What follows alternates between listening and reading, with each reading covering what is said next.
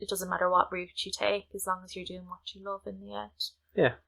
So that was the thing. I got a load of that when I decided not to go to college, and a lot of people I knew, if everyone I knew went to college, they all were like, oh, you're like never going to get a job, you're never going to be successful, like you're just going to get stuck. Behind every creative person or small business is a great story waiting to be told. And we are here to tell them.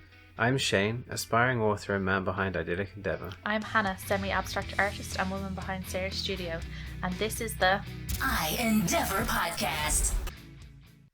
Hi, and welcome back to episode 6 of the I-Endeavour podcast. We're here today with Kate Callaghan, author. Yep. Yeah. Nice to Hi. Sorry, I forgot where I was for a second. That's okay. Happens to the best of us. How are you? I'm good. Thank you so much for having me on here like that. Thank you for reaching out. It's great to get your message. No problem at all. So why don't you tell us a bit more about yourself and I said author, but what it is you do. Yeah, so my name is Kate, and I'm from Dublin, Ireland, and I write young adult dark fantasy. So that's pretty much what I do. I write books for anyone can really read them, but they're technically for the ages 13 to 18. But yeah, that's what I spend my time doing, writing books, and mostly fantasy. So. And was writing something you've always wanted to do? Was it a career path you looked to go down, or has it kind of just come about for some other way?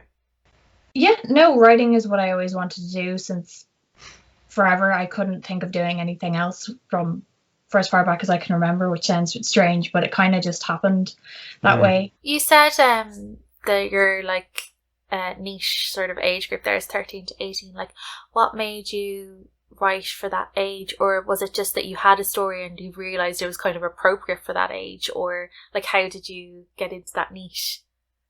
Well, like I say 13 to 18 because they say that like that young adult is technically for 13 to 18. Mm-hmm. But I mean, anyone reads it. I mean, I read it and I'm 24, so like it can be written for anyone. The reason why why young adult is depicted that is that there's like a lot less say cursing, or there's not like explicit sex in it. So like some authors kind of do add in more raunchy scenes, but it's basically to like let people know that there's not going to be explicit scenes within the book. It's just going to be kind of hinted at or danced around, if you will. Like it's not going to be, there's nothing explicit going to be in it. Yeah, like Harry Potter, right? That's kind of like that sort of in between the age, but really everyone reads it. Yeah, it's like a grey area kind of genre. Now it's turned into, now because you've new adult as well, which is the kind of 18 to 24 bracket. Everything kind of merges into one. But I kind of like writing 13 to 18 because it means I don't have to add in older themes, but yet I can still I still have loads of freedom to do pretty much anything without having to put in things for older people as well. So really interesting. And you said it's something you've always wanted to do. So did you go to college to do a degree in writing, or were you just self-taught? I didn't. I was extremely stubborn. When I left school, I decided that that's all I wanted to do. Even when I was in school, that was all I wanted to do. So I didn't really see the point in going to college. I mean, other people would go to college and study English or decide to do those things. But, the rational route, I'm going to go to college and go to university, maybe study what I want to do. But I just wanted to write. So I just thought I'm going to leave school, get a job, and I'm going to write in my spare time, and that's pretty much what I did from 18. So I like that I trained in various things. I have I have a sprinkling of random qualifications, but that was just to kind of give me some sort of education in random things, really. But unlike that many jobs. But writing is what I've always come back to like that. Anything else I do is just money so I can write because it's expensive. Oh, fair play to you though. It takes a lot of confidence. Yeah, that seems to be the common theme as well. We've spoken to another author, Shauna, as you know, and she was explaining the same thing, that it's very expensive to kind of start off and try and get into, because obviously like you're new and nobody really knows of you yet and stuff. Yeah, so. it's a touch of, I like to think of it as a touch of pride in it touch of stubbornness. So that was the thing. I didn't really, as well, I've always been a massive reader. So when I looked into English courses, or I looked into, like, if I wanted to do English literature or something like that, when I looked into the courses, I'd read 90% of what was on the syllabus. So I was like, I don't know why I would go to college for 4 years to study these and break them down when I'm more interested in creating my own stories. If there had been a 4-year college course on teaching you how to write, or the fundamentals of publishing or something like that, I would have jumped on it. But things like that don't exist until you have a master's or something like that. So, and I'm like, I'm not doing 4 years and then 2 years for a master's to write a book. No, that seems extreme. And that's the thing, college is expensive. College is massively expensive as well. So, you know, I actually think now that if I had gone and then I would have had to publish a book, I would have spent way more money. So yeah, that's very true. So true. And would you say that that's something that's kind of lacking, kind of courses, and even if it's like online courses in publishing or actual creative writing? Do you think that that's something that needs to be kind of highlighted? Maybe more could be offered. I think that there are elements. There's a lot of like private colleges that would do kind of courses, but again, that's not really accessible for people who like that might come from like that just average backgrounds. But like that, I was lucky enough to intern with a writing company, so I got to do their courses for free because I worked for them. It was like an exchange. So that's really cool. Yeah, so I was really lucky to have them. They're Big Smoke Writing Factory in town in Dublin, and they were brilliant. I did a few of their courses, and like that, I did some of their courses while I was working as well, to like just give myself some knowledge, because like that I didn't go in fully blind, because that would have been a terrifying experience. But I definitely did a lot of research on my own, and like that there is courses out there, but again, they're expensive. You have to I found a way to get things without having to pay for them. But and like that, looking up YouTubers and everything like that, you know, trying but I found again is that sometimes if you are looking at people talking about their own experiences, sometimes that can put you off as well, because they could be talking about their poor experiences, or you know, they could be talking about, you know, what they've kind of gone through or feedback they've gotten, and it can be a bit scary for a newbie. But that was a whole tangent in itself. But back to the question.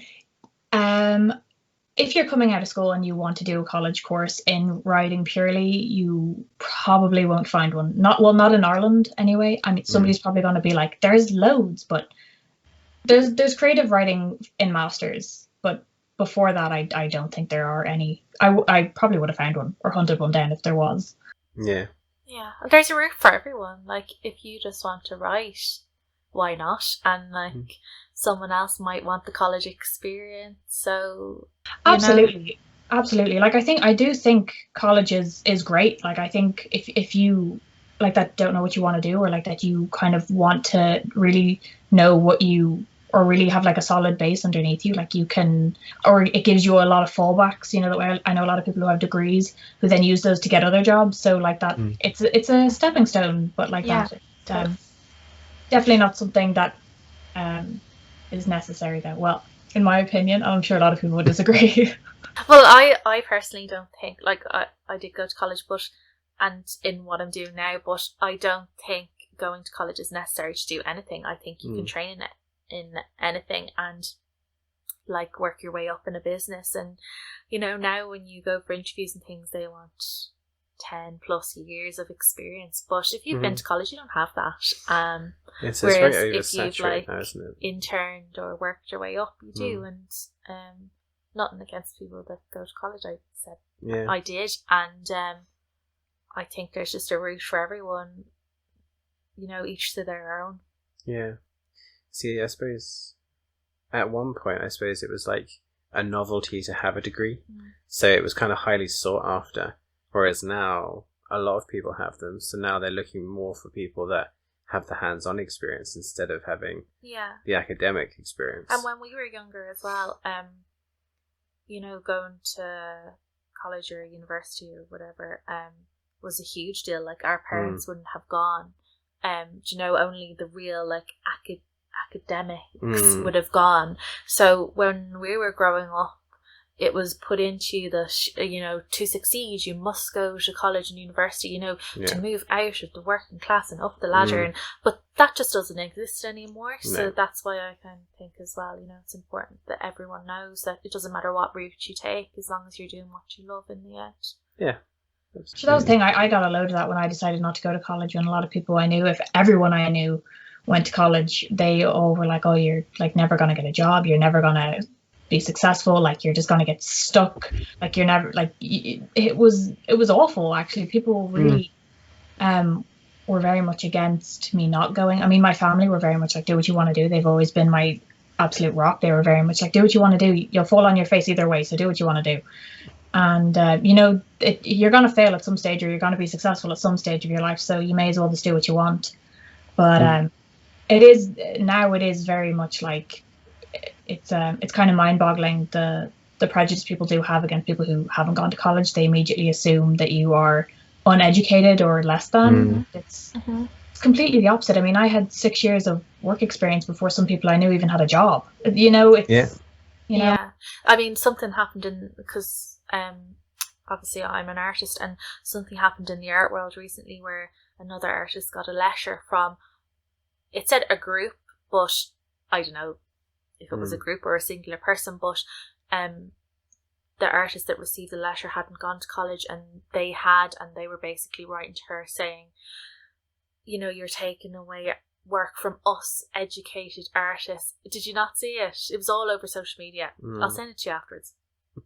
I do find it. I find it absolutely mind-boggling that people are like, okay, I can go sit in a classroom if you want me to, but it's really not. I probably would have. Do you know what I would have done? I would have sat there and I would have wrote my own stories and not listened. That's exactly what I did in regular school. So that's what I would have done in university. So they were quite like mean to her and saying like she wasn't a real artist and yada yada yada. But it just doesn't make any sense to me because like anyone can be an artist. A child could be an artist. You know, art is an interpretive thing. To me that makes sense. Doesn't make any sense. Like obviously there's some occupations you have to go to college for, you know, doctors, you know, you have to train to save lives, but art isn't, you know, like that. And to me that was just absolutely mental that someone thought that she couldn't do her job because she hadn't been to college. Anyway. I know it is, but it definitely is. It just comes down to, you know, do what feels right for you, and if people have a problem with that, well then that's their business, you know, that way. Like it just, as long as you're happy, that's all that matters. We could, I'd say, do a whole podcast just based around that. Oh god, yeah. That's a whole other topic. Sum up. How would you describe what you do in 5 words? In 5 words, probably create an escape for people. That's 4. Is that okay? Yeah, that's very good. You can tell you're a writer. Yeah, people have struggled, haven't they? Yeah. I would struggle. So. We got put on the spot actually in one of the other episodes. I can't remember who put us on the spot. And they were like, "How would you describe what you do in 5 words?" And I was like, "I haven't got a clue. I don't even know where I'd start. I haven't got a clue." Yeah, probably it just comes down to like that art, like you're saying, you do art, like art or writing or whatever. It's just creating an escape for yourself, for people. Like that's what it is. It's, as its nature, when you strip everything back, it's just an escape and like that, a way to express yourself. That's really how I would sum it up. So what's your earliest memory of wanting to write? Do you remember? Oh, I've said this so many times. It's I was really young and I had the original Ladybird books of all the fairy tales, and I used to have copybooks, and I was probably 7 or so.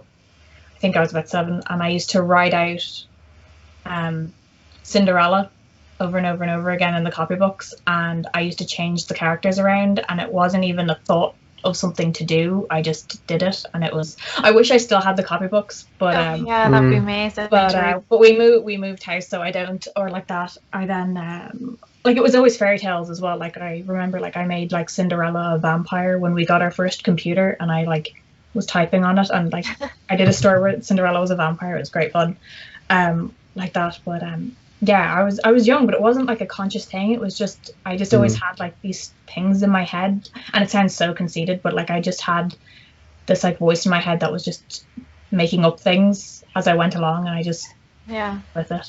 But I didn't even know what it was at the time. I just was. Initially, it was plagiarizing, actually, because I was just rewriting a story that was somebody else's. Well, I mean, technically, fairy tales have been plagiarized so many times. Yeah. Have you read the Hans Christian Andersen original versions? I have. It's been a long time though, but they were one of the. I originally, the Ladybird originals used to be like very similar to the Hans Christian Andersen one, and then I of course got wrapped up in Disney then. But I did have the Hans Christian Andersen book at one stage, which I wish I still had. I have it, but I have a cloth bound one, but they're gruesome. They are hardcore. I find it so funny because essentially my series is called A Hellish Fairy Tale because like the thing with fairy tales is that they have a theme or a message and a journey, and that's what makes them a fairy tale. But people are always like, God, this is so dark. And I'm like, have you like fairy tale origins in any culture are extremely dark. Like people losing heads, people losing limbs, people killing people. They're, but fairy tales, of course, were completely modernized by Disney, who I love Disney, so I can't say anything bad about that. But I do. But like that, originally they were a lot darker. So I was telling you, wasn't I, recently about the Pied Piper story, and like.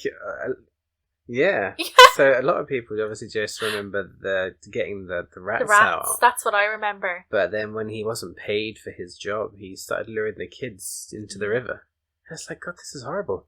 Yeah. There's loads, The Little Mermaid. Yeah, that one's one of the Mermaid. She turns to foam and it's awful. Yeah. It's like walking on cut glass as well. I'm like, oh, it's dark. See, I'm not even that. Oh, I mean, I can be dark, but I'm not that dark. Nobody. Well, maybe. Some of them are really, really intense. Yeah. It's just interesting, isn't it, how they've evolved over the years, and all you remember is like Cinderella got a pretty glass zipper, and like you don't remember the horrors. Having to break her feet to fit into it. Yeah. It's like even in Rapunzel, when the prince like falls from the tower, he like lands in thorns and goes blind. Like it's Yeah. Ow. It's terrifying. It's not Tangled, that way. They were read to children. Yeah, I know. Yeah, they were for children. They were read to children. I mean, we wouldn't read that. Like, you wouldn't read that stuff to children now. That way. Well, no. I probably would, but I'm not a parent yet. Yeah. Oh, we bought it on the kind of. It was one of those books that you kind of, you have kind of memories of stories and you kind of want to read them again. But there was kind of part of it was just like, oh, we can read these kind of, fairy tales to Donica. And then I started reading them again. I was like, okay, no, it's going to be a long time before I go. Maybe this is why we were so well behaved. I think that was how we now have an absolute wild child. Yeah, because he's not been read the scary versions of story. I think we were told that the Wicked Witch was going to get us. That's why. Yeah. I think that was the kind of point of a fairy tale, was a way to scare children into behaving. Probably. So what would you say was your biggest inspiration then to start writing? Was it an event, a person? Was it just, just something you'd seen? I was probably just always fascinated with the stories that were around me. Like I didn't read, like I was always reading. I struggled to learn to read actually, and that was kind of hard for me. So I just devoured any book that I could get to like get better. So it kind of just went from that. I just fell in love with stories, and then I just wanted to create my own. Like that, movies were a huge inspiration for me. Like I mean, Lord of the Rings probably made me fall in love with fantasy. That way, because I saw that when I was young. But it definitely was my. I haven't read the books, but like that, movies were a huge inspiration for me. Like that, sci-fi films and fantasy films were always, even to this day, I'm always inspired by like that, films that were created and stuff like. Anything as long as it has a good story, I'm inspired by it. Like that, I'll go home and be like, I'm gonna write something better than that. No, I'm not. No, I'm like, I'm gonna write something. I have to say they're a heavy read. The Lord of the Rings books.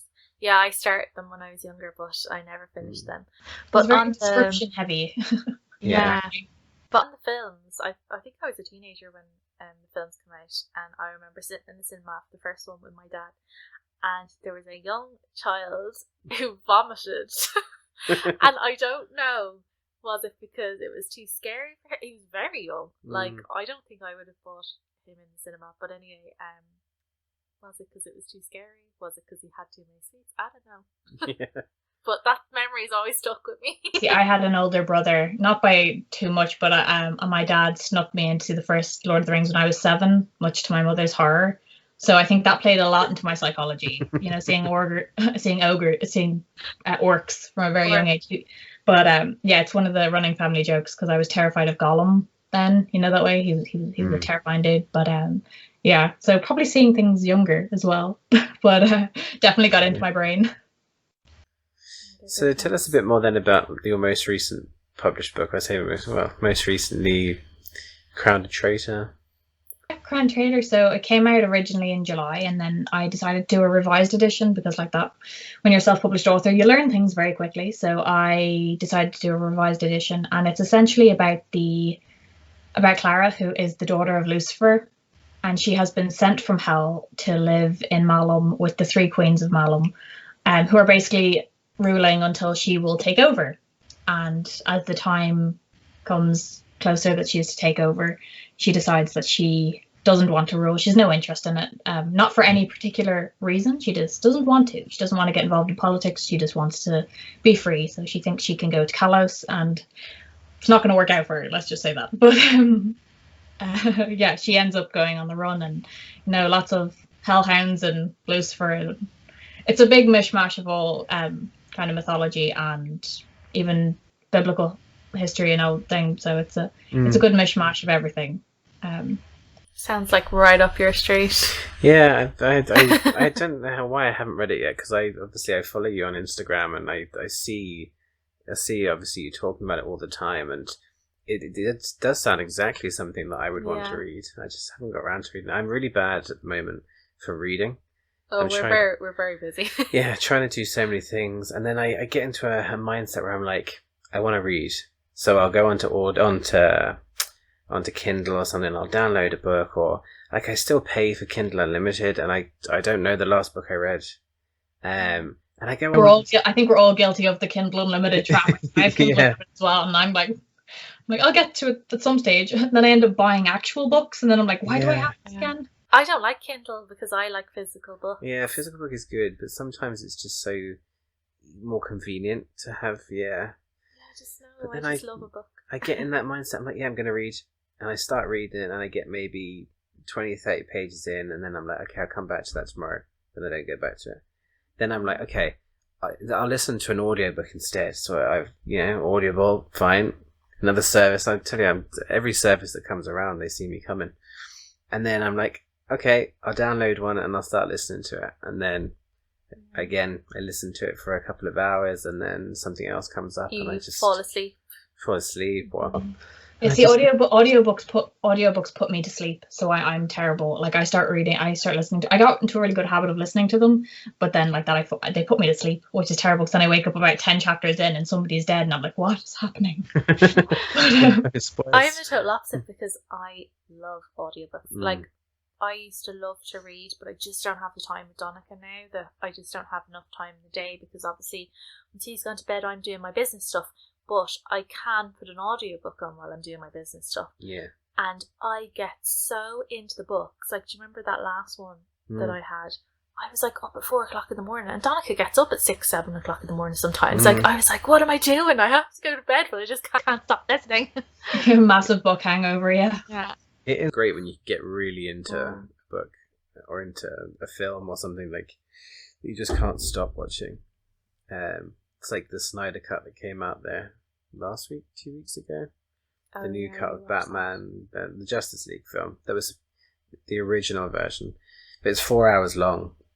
And I was like, okay, I'll watch 2 hours of it. Then I'll go to bed. 2 o'clock in the morning rolls on, and I've watched the whole 4 hours. I'm like, oh, for God's sake. I couldn't stop. Anyway. Yeah. Back to you. Yeah, back to you. What character from your books do you most identify with, and why? I don't know, because I feel like a lot of people would think that like the main character would like really resonate with an author because you've created that character, but I think when I was younger, maybe I would have resonated with her in the fact that like she just wants to with Clara because she just wants to be free and wants to do what she wants to do, and I was very much like that. But I think she also has very few morals, and she really goes to the extent of doing what she wants to do. But like that, there's elements of each character that I would kind of identify with, like probably like that Clara's stubbornness, or like that Arthur, who plays kind of like a surrogate father to Clara. He's very caring and he just wants the best for everyone. I'd be like that. So there's definitely elements of me, I think, in all the characters. Probably shouldn't say that since Lucifer is in my book and the mother of demons, but there's definitely elements to each of them that I think would resonate a little bit, but that's because they come from my brain. So.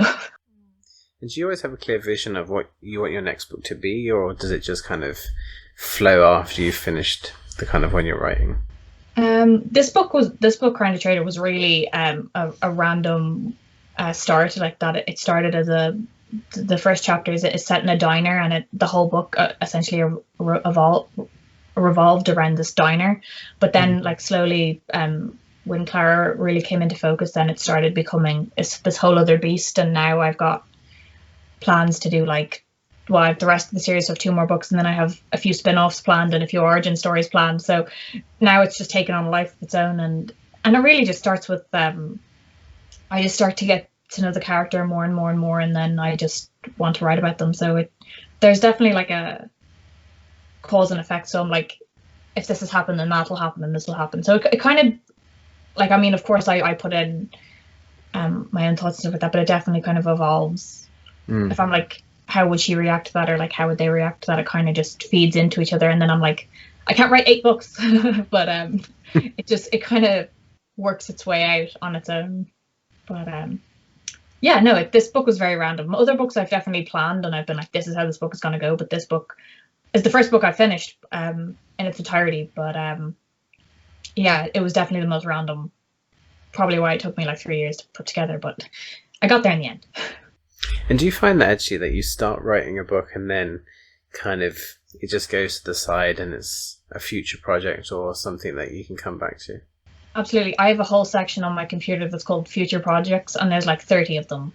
Like, not exactly. There's like 30 of them, and they are all like, I have a few sci-fis in there, I have a few horrors in there, I have a few dystopian ones. There's so many things in there. But that's the thing though. I think though, like a few of them, if I like look back at them now, I think those are really important though, because you only get better at writing from writing. So like that, if I probably published one of the first ones I'd written, I'd probably be horrified with myself. Like that, even I have 2 short stories up now that I wrote back in like 2017, and like that, even I'm revising them to become full-length novels now, because my writing now is different to what my writing was even 4 years ago. So your writing is always evolving. So I think if you do have loads of manuscripts, because a lot of people do, then they have their own little piece of the story, because they kind of get you through. Your brain kind of works through things, and then it's like, no, this is where I'm meant to end up. So but I definitely have loads of them. Will I ever go back to them? Probably not. but they're there. Yeah, never say never. Yeah, never say never. Yeah. And we kind of touched on earlier that you kind of focus on fantasy genre. Do you think that's your genre, or like would you ever try anything else in the future, do you think? I've definitely been thinking about this at the moment. So I write fantasy mostly, or dark fantasy, and I would like, so in my kind of fantasy, I don't like to put too much romance in them, because I like to just kind of be more about like the world and the characters than focus on a singular romance story. But I do love romance. Like, it's my second favorite genre to read. So maybe in the future I'll write romance like as a separate genre altogether. But I don't know. That's just an idea, because I do kind of write it for fun, but I haven't published it, or even thought about it. But maybe in the future it's something to play around with, because like that I've tried to put. I mean, there is a somewhat love story in Crown of Traitor, but it's not the focus. Whereas I kind of find that if I tried to make it the focus in Crown of Traitor, it would just be a very, very long book, and it's just. Yeah, maybe that's my second favorite genre, romance. So if I was going to go for another one, I'd probably write that. And what is it about the fantasy genre then that draws you in? Is it the escapism aspect of it, or?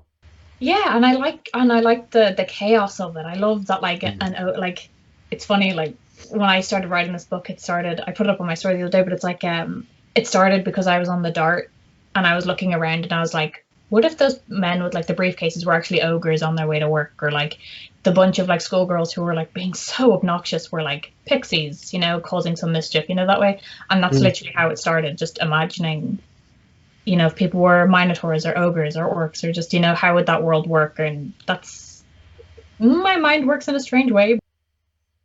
It's funny because when I seen that story, I did the same thing. When I first started wanting to write properly, I was again using the Dart as my kind of time that I could put into it. And I did it for months and months and months, and I finished it, and then I never went near it again. So it's been pushed to one side. Started writing a whole different new thing. But I think I will come back to it at some point. But it's interesting, like, even those situations when you kind of, most people just switch off and just sit back and just get to work. There's another opportunity for you, it was your imagination running wild, and, you know, you started to see the book come alive almost in front of you, which I think is really cool. Yeah, because that's what I did. Like, I mean, that thing before work, after work, on my lunch breaks, that's all I'd do. I'd write, I'd bring everything with me. I'd bring my iPad, my notebooks and everything, and I'd just write whenever I could. I mean, I did miss my Dart stop way too many times. Like, once I ended up in Connolly once, you know, you know, the big massive station. Yeah. I ended up there once, you know, about 10 stops past where I was supposed to be, and I was like, oh, that's not good.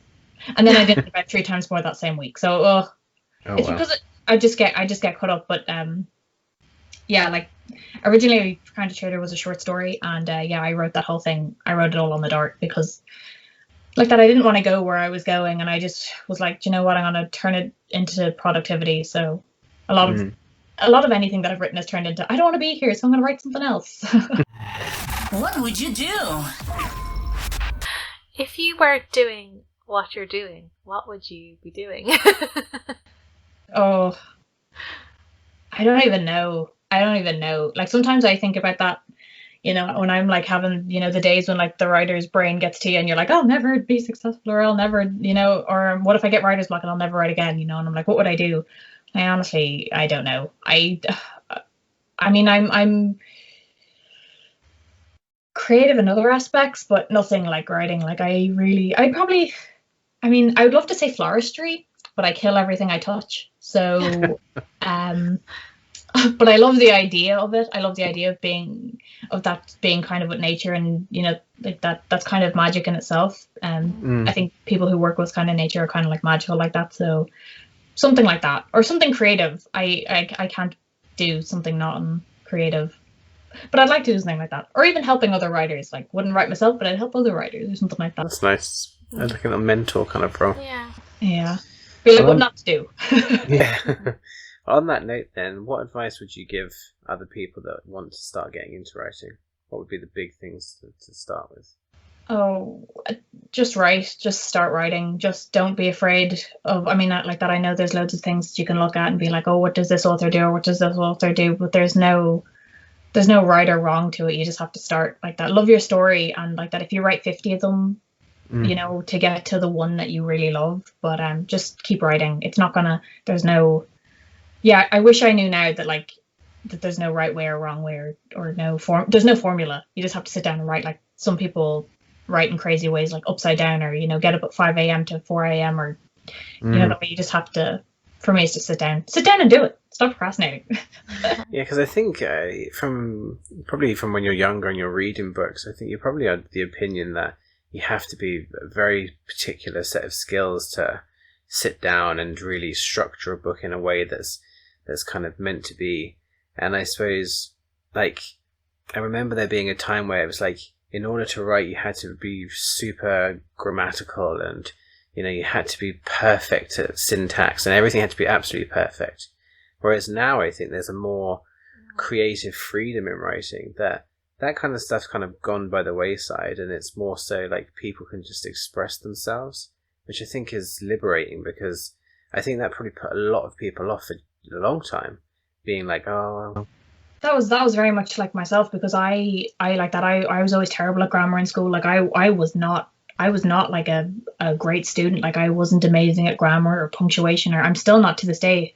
That's why I got myself an editor, and I love her because she makes me feel smart. But but like that, you know, there's people that'll help you as well. Like that, if you're terrible at grammar, there's an editor out there. If you're terrible at, you know, if you're terrible at world building, you know, just take your time, and you know, there's lists of questions out there, questionnaires that'll help you, that'll literally walk you through what you need to think about when you're building a world. You know, the way there's help out there. It just takes a while, but nothing should put you off. Like if you because my biggest fear is always that, like, what if I didn't do that, or what if I, you know, what if I'm older and, you know, and I was like, oh, I never got to do that. Whereas like, just do it, because, you know, life is short, so you may as well do what you love. You know, that way you might not be the best at it, but you're not going to be, there's always going to be somebody better, always somebody worse. You just have to just do the damn thing. Highs and lows.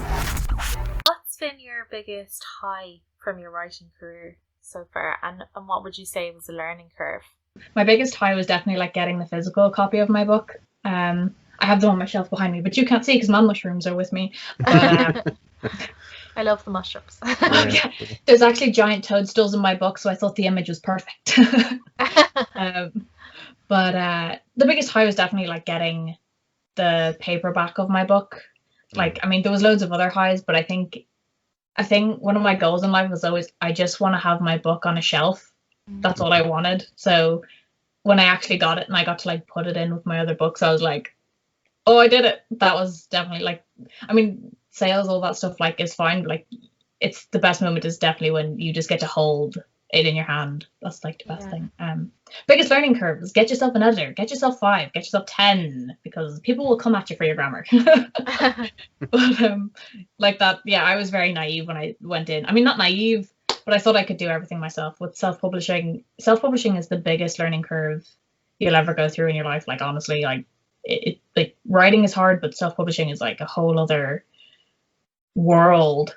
But you learn slowly by slowly. You learn like that. Now I have a great little team like that help me with everything. So like that, I have an editor, and now I got a proofreader, you know, that way. So like that, you build up people over time, and like that, it takes a village, but it makes it worth it in the end, because you get to share the experience with everyone. And yeah, definitely biggest learning curve was having to do a revised edition. That nearly killed me, but I got there.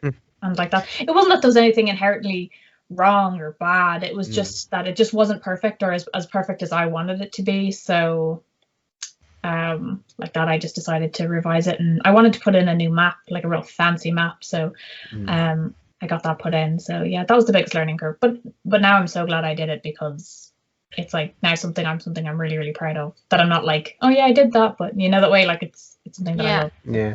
And did you always intend to go down the self-publishing route, or did you just do it as a way to have a bit more control over the process? Or I did. I didn't think about traditional publishing, to be honest. I mean, I knew it was out there, but I knew that I wanted to make writing my life, and I knew with self-publishing that I could be waiting the average waiting time, I think, to even get an agent or even a publisher is like 5 to 10 years, if not longer. And like, there was nothing I wanted to do because that's the thing. Like, I mean, there could be an agent out there for you, but you could have to go through 30,000 agents to get to that person. So, but anyway, yeah, no, and then self-publishing, when I did short stories, I thought, do you know what, I'll try self-publishing. I'll see what it's about. I'll see what you know, which is the short stories that I'm currently changing now. But because like that, I did them like just by myself, like winging it off the bat, like didn't really know anything about it. And then when I wrote Crown to Traitor, I was like, well, what am I going to do with it? I have to either do something with it or send it off, and I just decided to self-publish it. I love the idea of having all the control like that. When I was researching a lot more about traditional publishing, you know, there's a lot of compromise, and there's a lot of time, and there's, you know, it's you're working with multiple people upon multiple people, and like that, who knows in the future if anything came along, I might not, but I always love the idea of having absolute control over my story and how it's put out, or how it's kind of, or like my own little world, really. I kind of just love the aspect of self-publishing. I know a lot of people go into self-publishing wanting to be traditionally published, but for me, I'm kind of like, it's work. I love it. I love having my own business. I love doing all the businessy elements of it as well. So, yeah, one thing I always remember hearing as well, which I think kind of puts a weird kind of control over writing in general, is that if you are successful and you are published and, you know, you get a good book deal, there's almost a pressure to have the next book written within a time frame that suits them to publish. So I don't think I would like that time constraint. If I wanted to write something, it takes as long as it takes. But I don't know, how would you feel about that kind of thing? yeah, like that. I've done a lot of research into both aspects, and with traditional publishing, there's a lot more constraints on you, like creatively, like what will work, what will not work, what they'll kind of allow you to write, what they won't allow you to write, like that. Especially, they're a lot more serious about young adult, new adult, middle grade, there with what you put in it, the content you put in it, how that content might be portrayed. So there's a lot more control, and like that, it just like that, you'd want to just be very clever about the contracts you sign, and you know, who you're working with, and just do your research as well. I think a lot of writers just get excited when they get an agent or they get a publisher, you know, that way. And it's kind of like, at the end of the day, traditional, like, publishing in general is a corporation, it's a business, they've got a bottom line, and you know, they're there to do what they're there to do, and you know, so you know, that way there's going to be pluses and minuses for everyone. But for the time being, I wouldn't be going down that route, just for the things I've learned, or you know, that way, unless I had an amazing team and I, you know, there was a lot of compromise on both sides, because like that, you have to give up a lot of rights as well, like that, when you do traditional publishing or like that. You just have to be really careful. But that's like with everything, you have to be the same way with self-publishing, you know, there's a lot of loopholes, a lot of things you have to be careful for. But yeah, no, both have pluses and minuses, but I'm happy where I am. I'm happy that I self-published. I mean, it's a whole feat in itself, but yeah, no, that's my ideas on it. It's kind of a funny one, because you're like, it's like there's great elements to some, like with traditional publishing, you know, they have marketing teams, and you know, you don't pay for anything, and you know, it you know, it gives you a lot more freedom to just write if you just wanted to write. But then, you know, you give up a lot of things, you might have to change a lot of things, you know, that way. So it's all give and take, whereas self-publishing, you do everything yourself, and you get where you're going to get based on how much work you put in. So yeah, so pluses and minuses for both. What's coming next? What should we be looking out for? My sequel is coming out. So Where Traitors Fall is coming out in September, God willing. Cool. But yeah, it should be coming out on September is my goal date, which I should definitely make that.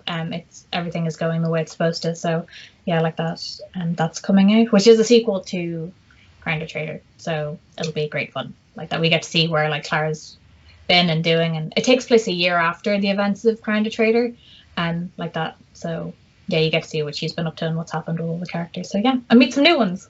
So it's exciting. Yay! Sounds interesting. Share the spotlight. So is there any other writers or people that you'd like to give a shout out to?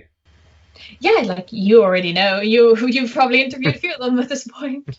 But yeah, no, but my like writing crew on Instagram would definitely be like Shauna Richmond, who I think you've interviewed, and Naomi Kelly as well. You've probably heard her name as well. Yeah, I think you've done her as well. She's coming soon. Yeah. Yeah, and then Estelle Grace Tudor as well. She writes middle grade, so like that. So she's great as well. And then Carla Nicole as well. She's on Instagram as well. She just wrote a book about vampires, which is really, really good. So she's great as well. So like that, there's tons of Instagram's like my home. So there's because it's where I talk to everyone. But yeah, they're definitely ones to look out for. And how do you find actually the Bookstagram, say, community? And the one thing I've seen is they're very supportive. So how have you found that? yeah, like I mean, they were with me from. I mean, I didn't have social media before I started this book, so like that it was. I discovered Bookstagram by accident, and then I just kind of fell in love with it. I mean, they've like helped me so much, and like that thing, if you're self-publishing, everything you do is by yourself, so they've helped me like market things or shared things, or people who have loved it have shared it, and then you know, that way, like it's definitely, there's some absolute gems on there that have helped me a lot, so I'm definitely grateful for them, for readers as well. I mean, no community is perfect, but like that, they have been great for me, because like I'm terrible on social media. I'm not, you know, that way I don't really like social media, but Bookstagram is like it's like a safe place. So most of the time. Yeah, that's nice. It does. It seems like there is a real support network there, even from like just trying to find out more information. Everyone seems very willing to share that with each other, which is great. It's really nice. Like I found the person who did my map on there, and I found my editor on there, and you know, I found my proofreader on there, my narrator on there. Like, you know, that way, like it's if you need help with something, you know, you can message people, or you know, that way, and be like, do you know of anyone who does this or that? Or it's all just one big giant network, and like that, everyone's just really helpful, and yeah, it's great, because that's the thing. Writing can be such a like.